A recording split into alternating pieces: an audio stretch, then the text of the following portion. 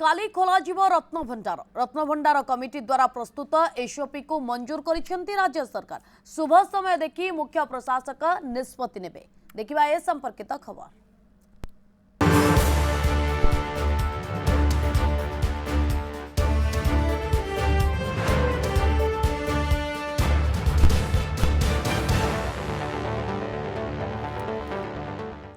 आसंता काली खोलिब रत्नभंडार सूचना देले आईन मंत्री पृथ्वीराज हरिचंदन। रत्नभंडार कमिटी द्वारा प्रस्तुत एसओपी को मंजूर करिसेंती राज्य सरकार।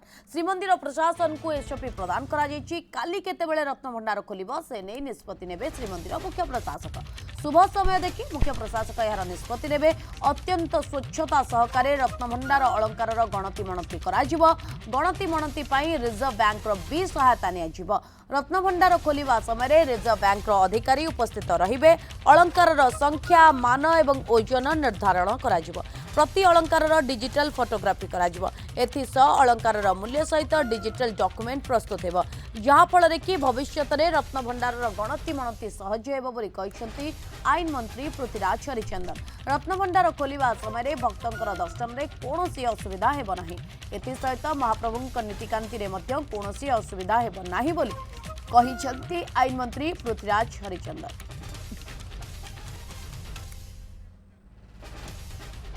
ए संपर्क में अधिक सूचना देउछंती आम प्रतिनिधि प्रशांत स्वाई। पृथ्वीराज हरिचंदन सहित सीधासलख आलोचना कर दुईटी जिनिस उपरे समस्तंकर नजर रही। प्रथमतः चारिद्वार खोलिबा एवं शेष निष्पत्ति राज्य सरकार नैतिले। परवर्ती अवस्था थिला जे रत्न भंडार केबे खोलिबो एवं ता उपरु परदा हटिबाकू जाउची, अर्थात राज्य सरकार निष्पत्ति नहीं सारी एवं मुख्यमंत्री अनुमोदन कर सारी। आसंता काली श्रीमंदिर रत्न भंडार खोलिब।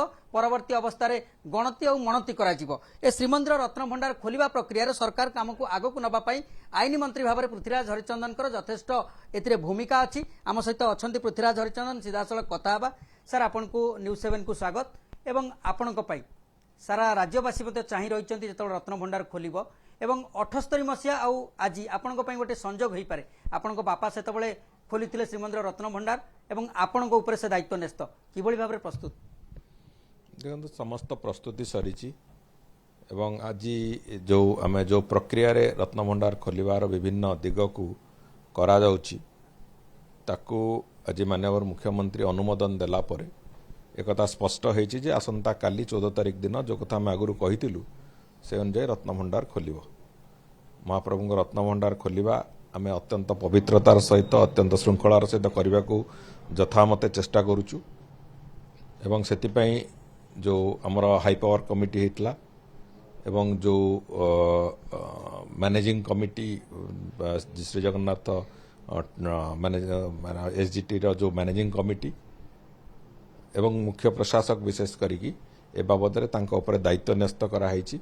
ए कथा को केमिति श्रृंखलार अत्यंत श्रृंखलार सहित करा जिवो, ए कथा को केमिति अत्यंत पवित्रतार सहित करा जिवो एवं सुचारू रूपे करा जिवो, ये तीनोटी कथा को नजर देकी पूरापूरी प्रक्रिया गुड़िक से अनुजाई तैयारी होईची एवं ताकू नेकी जो टीम गुड़िक होईची को टीम को कौन कार्य दि जाइची से टीम से भली से कार्य गुड़िक निर्धारण करिवो एवं से कार्य गुड़िक करिवो तार क्रियान्वयन करिवो। सेतिपई निष्पत्ति हो सारी एवं आसंता काली रत्नभंडार खोलिबा सहित बाकी प्रक्रिया गुड़िक ता पछे गोटे गोटे करी हबो। हमर लक्ष्य अछि जे ठीक ढंग रे गणति मणति करा जाऊ, अत्यंत स्वच्छतार सहित गणति मणति करा जाऊ अलंकार गुड़िकर एवं तार डिजिटल कैटलॉग भी तैयारी हो। जो डिजिटल कैटलॉग समग्र आसंता 100 वर्ष पर्यंत सी एक रेफरेंस डॉक्यूमेंट भाव में मैनेजमेंट कमिटी पाखे रहिबो एवं मंदिर एडमिनिस्ट्रेशन मंदिर कमिटी से कथा को आधार करके विभिन्न समय रे महाप्रभु जो अलंकार अच्छी जमीती कि अलगा जो प्रसिद्ध मंदिर मानकर प्रति वर्ष प्रायतः महाप्रभु अलंकार सब गणति होची।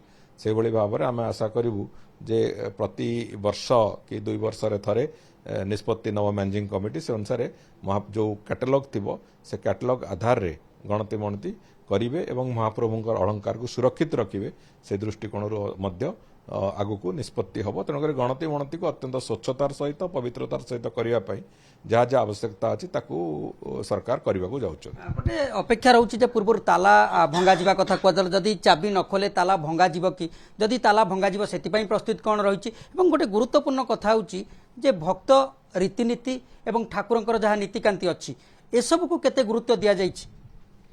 ନାଇଁ ଦେଖନ୍ତୁ, ଯେଉଁ ପ୍ରକ୍ରିୟାରେ କରାଯାଉଛି ସେଥିରେ କୌଣସି ପ୍ରକାର ନୀତିକାନ୍ତିରେ ଯେମିତି ଅସୁବିଧା ହେବନି ତାକୁ ଗୁରୁତ୍ୱ ଦିଆଯାଉଛି। ଯେଉଁ ପ୍ରକ୍ରିୟାରେ କରାଯାଉଛି ସେଥିରେ ଯେମିତି ଭକ୍ତଙ୍କର ଦର୍ଶନରେ କିଛି ଅସୁବିଧା ହେବ ନାହିଁ ସେ କଥା ବି ଗୁରୁତ୍ୱ ଦିଆଯାଇଛି। ତେଣୁକରି କୌଣସି କଥା ଅସୁବିଧା ହେବ ନାହିଁ, ମନ୍ଦିର ଭିତରର କୌଣସି ଆଭ୍ୟନ୍ତରୀଣ କଥାରେ କୌଣସି ବାଧା ନ କରିକି ଏ କଥାକୁ ସୁରୁଖୁରୁରେ କେମିତି କରାଯିବ ସେଥିପାଇଁ ନିଷ୍ପତ୍ତି ହେଇଛି ଏବଂ ସେଇ ଆଧାରରେ ଆମେ ଆଗକୁ ଯିବାକୁ ଚାହୁଁଛୁ। ତାଲା ତ ଯଦି ତାଲା ଆସନ୍ତାକାଲି ଯେଉଁ ଚାବି ଗୁଡ଼ିକ ଅବସ୍ଥିତି ଅଛି ଆଭେଲେବୁଲ୍ ଅଛି, ଯଦି ସେଗୁଡ଼ିକରେ ତାଲା ଖୋଲିଲା ଭଲ କଥା, ନ ଖୋଲିଲେ ତାଲା ନିଶ୍ଚିତ ଭାବରେ ଭଙ୍ଗାଯିବ। ତା ପାଇଁ ବି ଯାହା ପ୍ରାକ୍ ପ୍ରସ୍ତୁତି ସେ ପ୍ରାକ୍ ପ୍ରସ୍ତୁତି ବି କରାଯାଇଛି। ଆଉ ଗୋଟେ କଥା ହେଉଛି ଯେ ଏଇ ଯେଉଁ ପୁରା ପ୍ରକ୍ରିୟା ହେବ, ତାଲା ଖୋଲିବା ଗୋଟେ ପ୍ରକ୍ରିୟା, ତା ଭିତର ମରାମତି ପାଇଁ ଏଏସ୍ଆଇ ଯେଉଁ ପରାମର୍ଶ ଦେଇଛନ୍ତି ତାକୁ ଯାଞ୍ଚ କରିବା ଗୋଟେ ପ୍ରକ୍ରିୟା, ଗଣତି ମଣତି ଏବଂ ସୁନା ରୂପା ଅଳଙ୍କାର ମୋତି ମାଣିକ ମହାପ୍ରଭୁଙ୍କର ଆକୁ ରଖିବା ବି ଗୋଟେ ବଡ଼ ଦାୟିତ୍ୱ ସରକାରଙ୍କ ଉପରେ। ସେସବୁକୁ କେତେ ଗୁରୁତ୍ୱ ଦିଆଯାଇଛି, କ'ଣ ବ୍ୟବସ୍ଥା ହେଇଛି? ସମ୍ପୂର୍ଣ୍ଣ ରୂପେ ଏକ ସୁରକ୍ଷିତ ଭାବରେ ଗଣତି ମଣତି ସରିଲା ପରେ ଅତ୍ୟନ୍ତ ସୁରକ୍ଷିତ ଭାବରେ ସେ କଥା ଯେମିତି ତାକୁ ରଖାଯିବ, ଆଗାମୀ ଦିନମାନଙ୍କ ପାଇଁ କୌଣସି ପ୍ରକାର ସେଥିରେ କ୍ଷୟକ୍ଷତି ନ ହେବ ସେ କଥା ପାଇଁ ବି ସରକାର ପୁରାପୁରି ଭାବରେ ଯତ୍ନବାନ ଅଛନ୍ତି। ଏବଂ ତାକୁ ଏ ନିଷ୍ପତ୍ତି ନିଆଯାଇଛି ଯେ କୌଣସି ପ୍ରକାର ମହାପ୍ରଭୁଙ୍କର ଅଳଙ୍କାର କେବଳ ଅଳଙ୍କାର ନୁହେଁ, ସେ ହେଉଛି ଆମ ସମସ୍ତଙ୍କ ଭାବନାର ପ୍ରତୀକ। ସମଗ୍ର ଓଡ଼ିଆ ଜାତି କେବଳ ନୁହେଁ, ସମଗ୍ର ବିଶ୍ୱର ଭାବନାର ପ୍ରତୀକ। ତେଣୁକରି ସେ ଯେଉଁ ଲୋକମାନେ ସମସ୍ତଙ୍କ ମନରେ ଗୋଟେ ବଡ଼ ଆକାଂକ୍ଷା ଥିଲା, ବଡ଼ ପ୍ରଶ୍ନବାଚୀ ଥିଲା ଯେ କେବେ ହେବ, କେବେ ଗଣତି ମଣତି ହେବ, କେବେ ଖୋଲାଯିବ ରତ୍ନଭଣ୍ଡାର, ସେ ଯେଉଁ ଥିଲା ଦୀର୍ଘ ବର୍ଷ ଧରିକି ସେ କଥାର ଅନ୍ତ ହେବାକୁ ଯାଉଛି ଏବଂ ନିଶ୍ଚିତ ଭାବରେ ମହାପ୍ରଭୁଙ୍କ ଆଶୀର୍ବାଦରେ ସଫଳତାର ସହିତ ସେ ଗଣତି ମଣତି ବି କରାଯିବ। ଆଉ ଗୋଟେ କଥା ସମସ୍ତଙ୍କୁ କୁହାଯାଉଛି ଯେତେବେଳେ ଗଣତି କରାଯିବ ସେତେବେଳେ ଅନୁମତି ନେବାକୁ ପଡ଼େ ଏବଂ ଯଦି ଭଣ୍ଡାର ଦେଖିବା ଜଗନ୍ନାଥଙ୍କର, ଲୋକନାଥ ହେଉଛନ୍ତି ତାର ରକ୍ଷକ, ତାଙ୍କର ଅନୁମତି ନିଆଯିବ।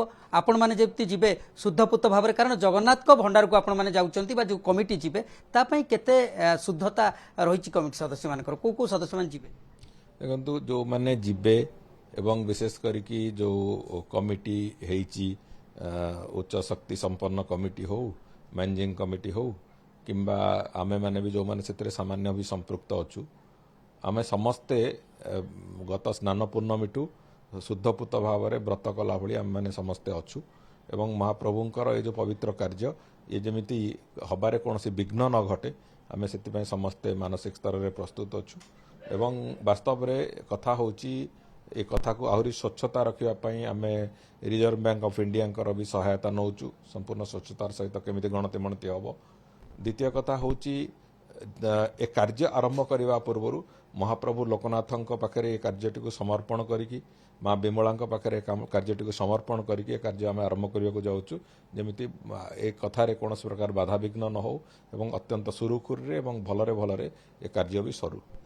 ଆପଣ ଶୁଣୁଥିଲେ ରତ୍ନଭଣ୍ଡାର ଖୋଲିବାକୁ ନେଇକି ଆଇନ ମନ୍ତ୍ରୀ ପୃଥ୍ୱୀରାଜ ହରିଚନ୍ଦନ ଯାହା ସୂଚନା ଦେଉଥିଲେ, ସବୁ ଦିଗକୁ ଆଧ୍ୟାତ୍ମିକ ଦିଗ କଥା କୁହନ୍ତୁ, ଲୋକବିଶ୍ୱାସ କଥା କୁହନ୍ତୁ ଏବଂ ଜଗନ୍ନାଥ ମହାପ୍ରଭୁଙ୍କ ରତ୍ନଭଣ୍ଡାର ଯିଏ ଜଗିଛନ୍ତି ଲୋକନାଥ, ତାଙ୍କର ମଧ୍ୟ ଏକ ପ୍ରକାର ପ୍ରଥମରୁ ଅନୁମତି ନିଆଯିବ ଏବଂ ଏ ସବୁ ପ୍ରକ୍ରିୟାକୁ ଦେଖିକି ଭକ୍ତଙ୍କ ଭାବାବେଗକୁ ଦୃଷ୍ଟିରେ ରଖି ଭକ୍ତଙ୍କର ଅସୁବିଧା ହେବନି, ପୂଜା ରୀତିନୀତିରେ ଅସୁବିଧା ହେବନି, ଏ ସବୁକୁ ଦୃଷ୍ଟିରେ ରଖି ଯାହା